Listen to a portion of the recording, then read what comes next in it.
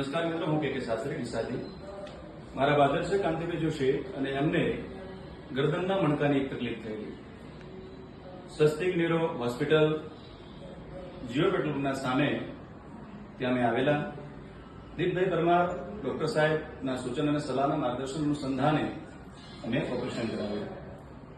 આ ઓપરેશનના અભાવથી પ્રભાવથી અને એક સારી નિષ્ઠા સાથેની એક સેવાથી સમર્પણ સાથેની એક આ હોસ્પિટલના તમામ મેમ્બરો હોય કે ચાહે ડોક્ટર સાહેબ હોય, તમામ ખડા પગે અહીંયા ખૂબ સારી સેવા કરી રહ્યા છે.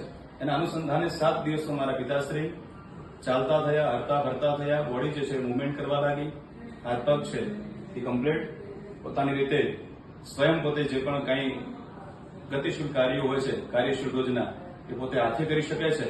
એટલું ડોક્ટર દીપભાઈ પરમારના ઓપરેશનથી